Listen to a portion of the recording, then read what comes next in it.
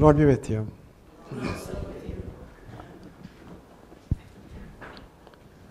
A reading from the Holy Gospel according to Thomas.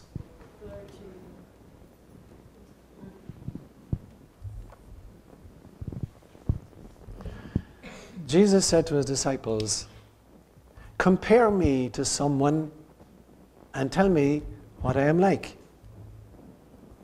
Simon Peter said to him, "You are like a just angel."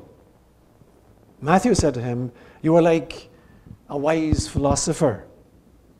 Thomas said to him, "Master, my mouth is utterly unable to say what you are like." Jesus replied, "I am not your teacher. Because you have drunk, you have become intoxicated from the bubbling spring that I have tended." Then he took Thomas aside and withdrew and spoke 3 things to him. When Thomas came back to his friends, they asked him, "What did Jesus say to you?" Thomas said to them, "If I tell you one of the sayings he spoke to me, you will pick up rocks and stone me, and fire will come from the rocks and devour you." The gospel inspired by God.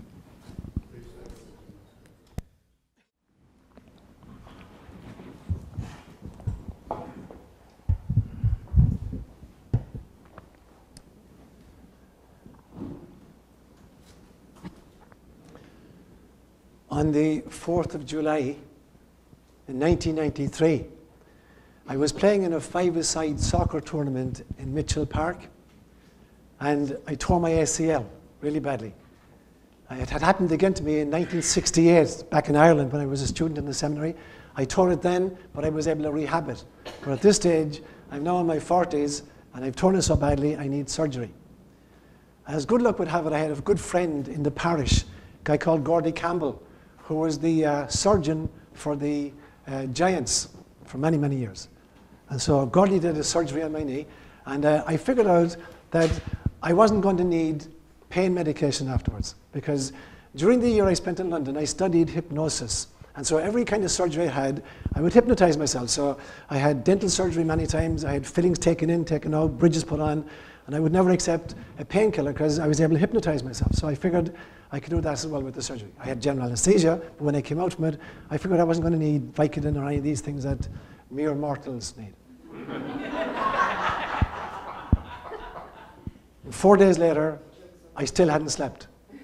And at the end of 4 days, I literally thought I was going crazy. I was thrashing around that night, and the image I had was like, I was like a radio antenna, receiving all of these kinds of signals in all different kinds of languages. And it literally felt somebody had a radio and was just playing with the knobs, and I was hearing all of these voices, all these songs, different kinds of music, and I couldn't get away from it. So at the end of 4 nights, I really thought I was going to go crazy. As luck would have it, I finally, on the 5th night, I got some sleep. But I totally understood what it was like to be psychotic, or to literally lose one's mind. Now I want to talk about that today. I'm going to make 4 main points this morning. I'm going to talk about autistic savants. We got one here, he's called James. Only joking, James. Okay. Secondly, I'm going to talk about levels of reality.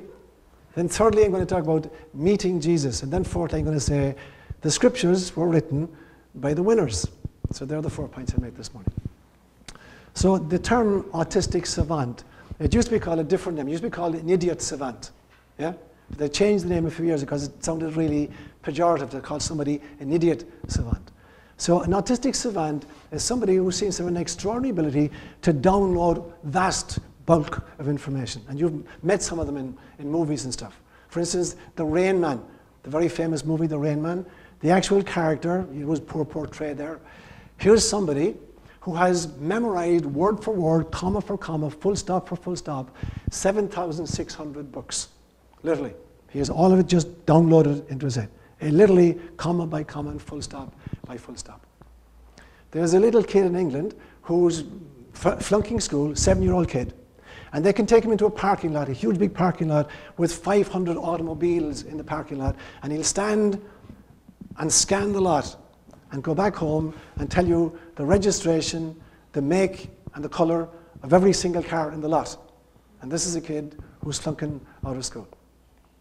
Another case is a person who had this extraordinary ability just to check out books from the library and learn the language in about a week.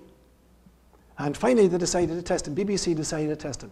They told him they were going to take him to an undisclosed location somewhere in Europe. They weren't going to tell him until he got there. And once he got there, they'd give him a teacher and as many books as he wanted.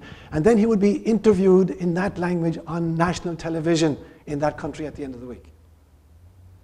And they took him to Iceland. Now, I don't know what you know about Iceland. Icelandic is one of those European languages which has no cousins anyplace else in Europe.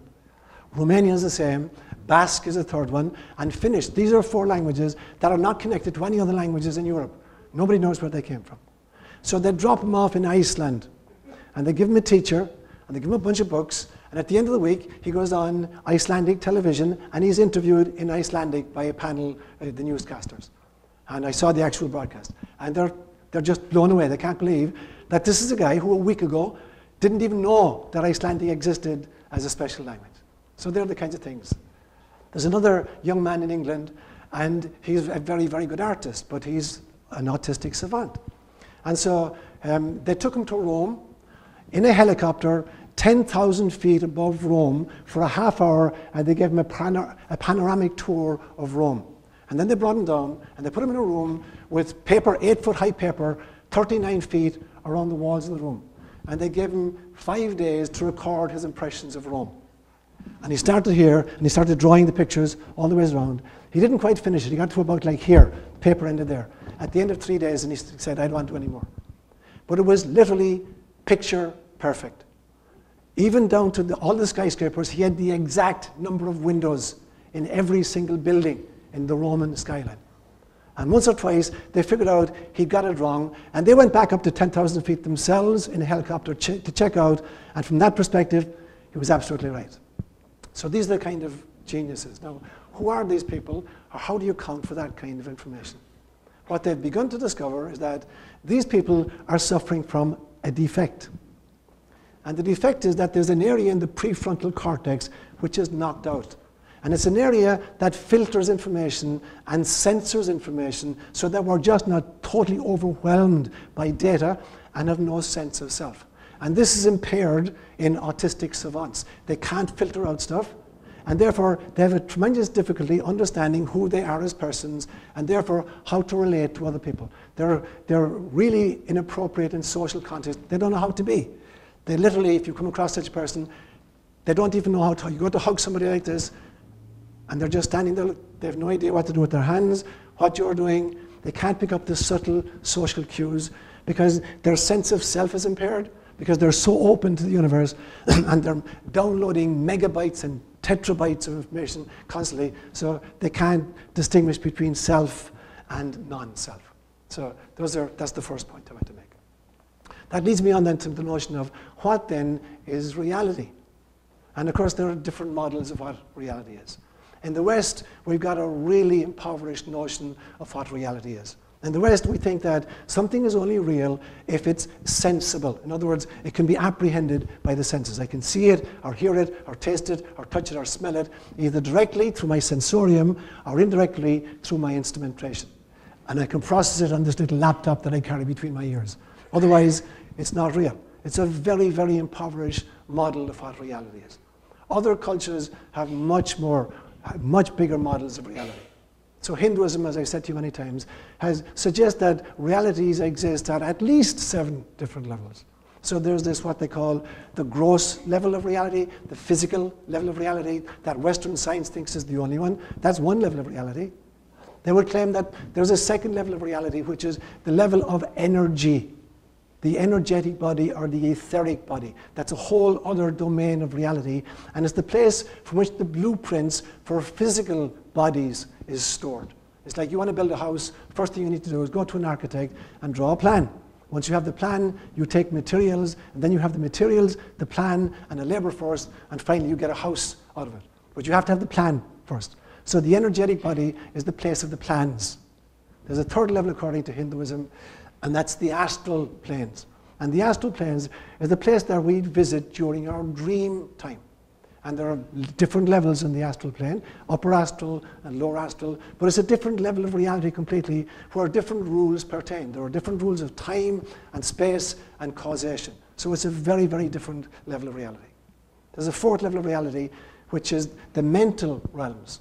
And this is something like Plato's ideal realm, the place of ideas, the place of ratiocination, the place in which we download great insights. So it's a fourth level of reality for Hinduism.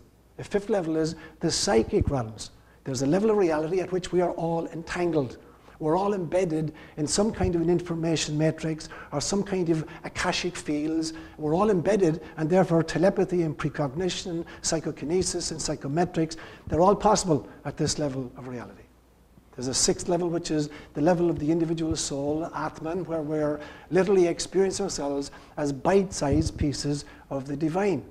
And then ultimately, in the Hindu model, there's Brahmanic consciousness, there's Brahma, there's source, ultimate reality. So there are 7 different levels according to Hinduism. Personally, I think even the Hindu model is a little bit impoverished, because I'm convinced that there are a myriad of different levels of reality, and they're totally enfolded into each other. They occupy the same space in the very same way as we sit inside this church here. There are literally thousands of different radio programs and television programs filtering through here. But because we don't have the equipment to pick them up and kind of reduce the electromagnetic signals down to a video or an auditory format, we're totally unaware of their existence. But they're enfolded into this space. Now, there are many, many, many other levels of reality also enfolded into each other. But unless we have the equipment to decipher them, we're unaware of their existence. So imagine, for instance, that there were only, let's say there were only 3 levels of reality. I'm going to call them A, B, and C. And imagine that there are beings whose default dimension is A, and there are other beings whose default dimension is B. Now, how would the denizens of A and B get to meet with each other? Through one of 3 ways. Either the denizens of A would develop a technology or spontaneously wander into dimension B, and then we might meet them. Or the denizens of level B might develop a technology or spontaneously fall into level A, and then we'd meet them. Or the people from A and the people of B could simultaneously wander into level C and meet each other there. So what would that look like? When denizens from A come into dimension B, it's what happens when we have visits from the great avatars, the Jesus figures or the Buddha figures. These are beings from other dimensions, other levels and other orders of reality who've known how to wander in or visit in this dimension, and then we get to meet with them. What happens when B wanders into A? It's when we have visionary experiences, when through some kind of a shift in consciousness, we manage to have encounters with avatars and divine beings because we have wandered into their space. And this happens majorly on death. Death is where we move from B as our default position into A as our default position. And what about the third option? What happens when we both encounter each other in dimension C? When does that happen? It happens very regularly. It happens in our dream state. When you're dreaming at night and you have encounters with other people, some of whom you actually know from this level of reality, some of whom you've never met, you're actually meeting in a third location. You're astrally traveling, and you're meeting people in those domains. Now again, according to the esoteric literature, there are 2 levels to see. There's the upper level of astral plane and the lower level of the astral plane. The lower level consists of, very, very often, discombobulated entities. People who have died and are not aware of the fact that they have died, and they're earthbound in some sense of the word. They're still attracted to planet Earth and to incarnation, even though they don't have physical spacesuits anymore. But they're wandering in a discombobulated fashion in the lower astral planes, and you can actually encounter these people in your dream state. So you have to be really careful about how you enter into your dream state. Some of these people are really clingy and very addicted. The upper astral planes is the place that avatars tend to kind of go on vacation. And if you get up there, if you know how to get up to there, you can visit with the Jesus figures or the Buddha figures. So on a nightly basis, where A and B are meeting in location C. So that's what I mean by levels of reality. Now, over the course of human history, we've developed many, many, many techniques of volitionally moving from our default position into other levels of reality. Music does it for some people. Art does it for some people. Storytelling is the oldest way that we've learned to do it. Sickness does it, particularly a sickness with a fever attached to it. Hallucinogenic drugs do it.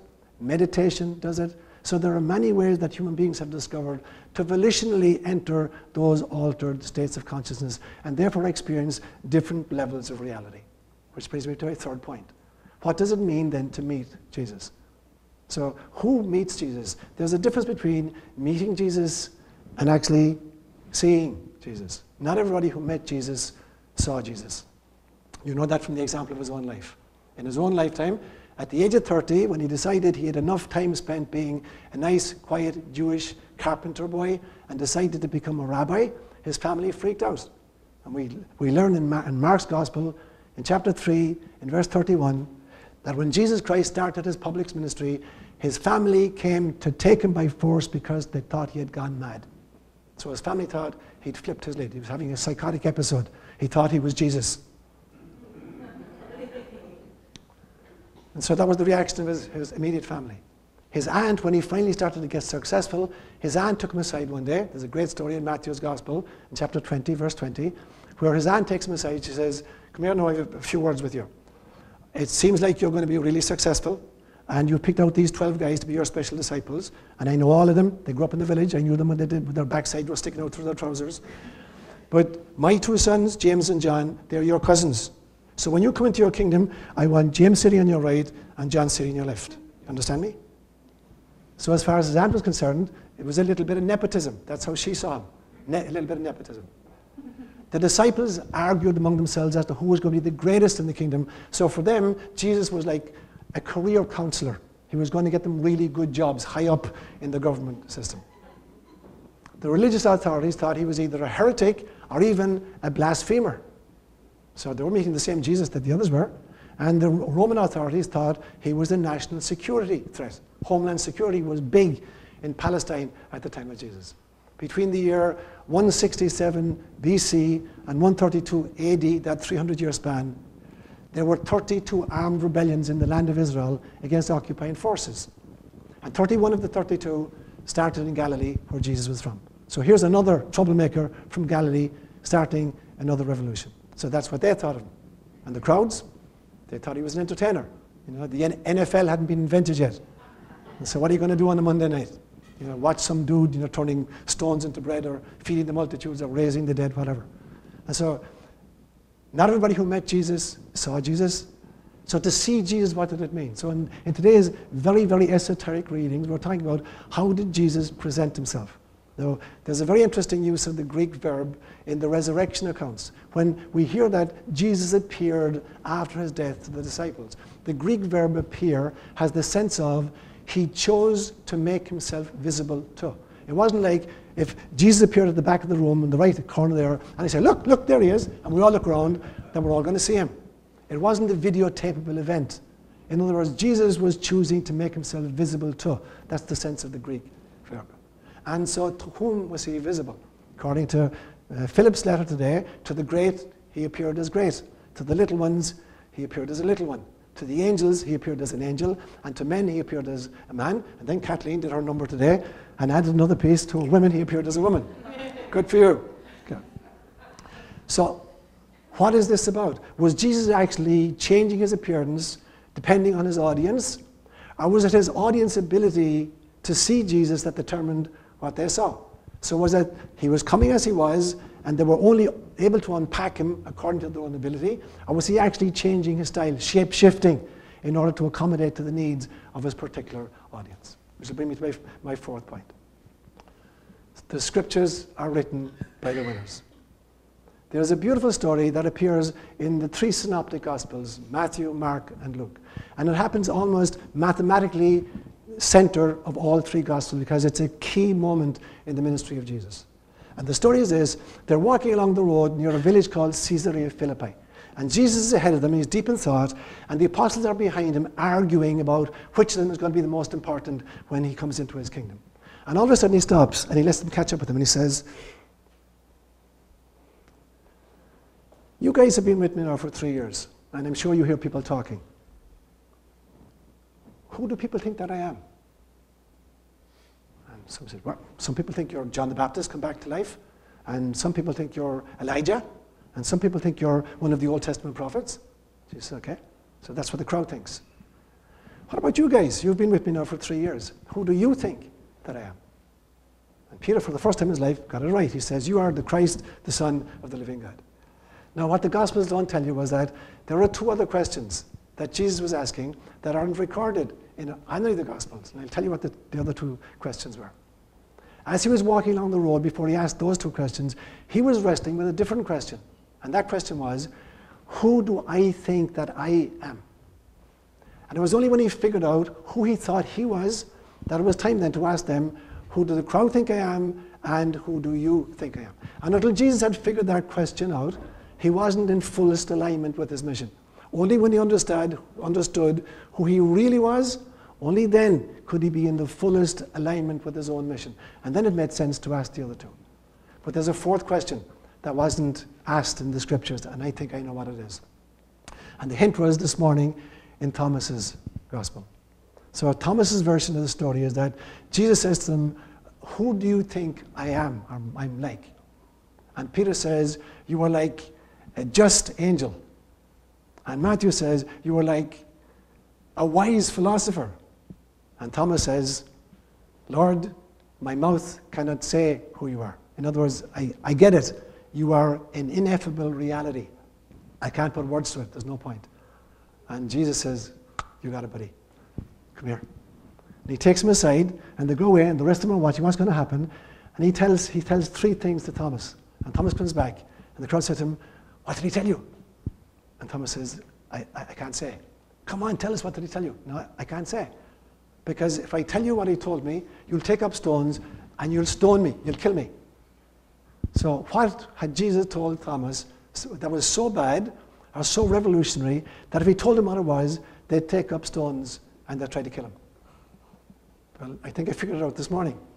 Because there's a story in John's Gospel way earlier on, in John chapter 6, where at one stage, the crowd take up stones to try to kill Jesus. And you remember what it was? Jesus had just done the miracle of the loaves of fishes, and the crowd are in awe, and they're talking to him, and they're talking about Abraham and being sons of Abraham. And Jesus makes the statement, I tell you, before Abraham came to be, I am. Now, Abraham died 1,850 years before Jesus was born. And so they got totally incensed with him. Because he's claiming to be older than Abraham, and he's using a code word, the I am statement. Now, I am was the way God revealed his identity to Moses in the Hebrew Scriptures. There's a great story in chapter 3, verse 17 of the book of Exodus, where Moses in the desert blunders across the burning bush. And he hears God speaking to him, and this God wants him to go back into Egypt and set the Israelites free. And Moses doesn't want to do it. And finally Moses says, I have no idea who you are. When I go back and I tell them, God wants to set you free, and they say, what God are you talking about? How will I identify you? And God responds in Hebrew, Ehiyah, Ashir, Ehiyah, which is normally translated as, I am who I am. So that becomes like the designated name for God. And it's so sacred that it can only be pronounced once a year by the high priest in the Holy of Holies. Nobody else can pronounce it. So otherwise it's written in code. It's written as the tetragrammaton, Yud, He, Vuv, He. And so that was the occasion in which the crowd took up rocks in order to stone Jesus to death. So now, listen to what's happening to Phillip this morning. Phillip says to them, if I tell you what Jesus said to me, you'll take up rocks and you'll try to stone me. Now, why would they try to stone Thomas? Because of the question Jesus asked Thomas, the 4th question. And the 4th question was this. So Jesus had asked himself the question, who do I think I am? He'd asked the apostles, who do the crowds think that I am? He had asked the apostles, who do you think that I am? Now here was the 4th question. Because of Thomas's response today, Jesus realized he was right on the verge of enlightenment. And he said to Thomas, when he took him aside, Thomas, who do you think that you are? And Thomas got it. He finally got it. He was divine, just like Jesus was divine. In his core being, he realized he wasn't his ego, he wasn't his body, he wasn't his emotions, he wasn't his intellect, he was a bite-sized piece of God incarnate, just like Jesus was a bite-sized piece of God incarnate. He got it. He totally got it. What's he going to do with it? He's going to come back now and they're going to say to him, what did he tell you? Yeah? If he says, he told me, I'm God, they're certainly going to take up rocks and kill him. It almost happened to Jesus, and it actually happened to a very, very famous Sufi saint in the 1300s. A brilliant mystic who finally got the same realization that Jesus did, and he ran into the middle of the crowd at Mecca during the pilgrimage and he says, I am God, I am God, I am God. He wasn't making a goy claim, he finally got it. And the crowd killed him, literally stoned him to death. So Thomas has been really careful. He got it now in the core of his being, but he couldn't tell him what it was, because it would be totally misinterpreted. So moving straight ahead, every gospel then is going to be written by the winners. So when you, for instance, look at the Synoptic Gospels and you compare them with the Gnostic Gospels, in the Synoptic Gospels, Peter is the only one who gets the answer right. And in those same Gospels, Thomas is the one who gets it wrong. Thomas is called Doubting Thomas. In John's Gospel, when Jesus appears after his resurrection and Thomas is missing and the crowd have an encounter with him, and Thomas says, when he comes to join them, he says, I don't believe it, Daddy, I don't believe it. Unless I can see the wounds in his hands and put my fist into his side, I won't believe. So in the Synoptic Gospels and in the Canonical Gospels, Thomas is the guy who gets it wrong, and Peter is the guy who gets it right. The opposite is today. In Thomas's Gospel, it's Thomas that gets it right, and it's Peter that gets it wrong. And for good measure, not only does Peter get it wrong, Matthew gets it wrong as well. Peter thinks he's a just angel, and Matthew thinks he's a wise philosopher. So Peter and Matthew get it wrong in Thomas's version, and Thomas gets it wrong in the other version. And the final kicker for me then is, when you compare the canonical Gospels and Thomas's Gospel and Philip's Gospel, who's writing which version and who's claiming what? If I were to ask you, in your reading of the canonical Gospels, who were the three special disciples of Jesus? You would very probably pick out Peter and James and John. And if I said to you, and among those three, who was the beloved disciple? Probably say John, because that's what the canonical Gospels claim. If I showed you Thomas's Gospel, and if I said to you, who is the beloved disciple in Thomas's Gospel? It's not Peter, it's not James, it's not John, it's Thomas. He is so beloved that he is called the twin of Jesus. But if I showed you Philip's Gospel that was read today, and I said to you, according to Philip's Gospel, who were the three special disciples of Jesus? Can you remember? The three Marys. According to Philip's Gospel, Philip says, there were three who always walked with Jesus. And all three were called Mary. There was Mary, his mother. There was Mary, his sister. And there was Mary, his companion. And among these three, who was the especially beloved? It wasn't his mother, and it wasn't his sister. It was Mary of Magdala. So depending on which source you're reading, you're going to get a totally different hit on who Jesus was. Jesus is going to be unpacked really differently depending on which source and which mindset you're in. And so the takeaway message for me today is this. In order to understand the more pristine levels of reality, we have to learn how to shift our states of consciousness. This waking state of consciousness is not able to deliver enlightenment to any of us. So we have to learn how to shift our states of consciousness in order to access more and more pristine levels of reality until finally we arrive at the ultimate level of reality and we realize that only God exists.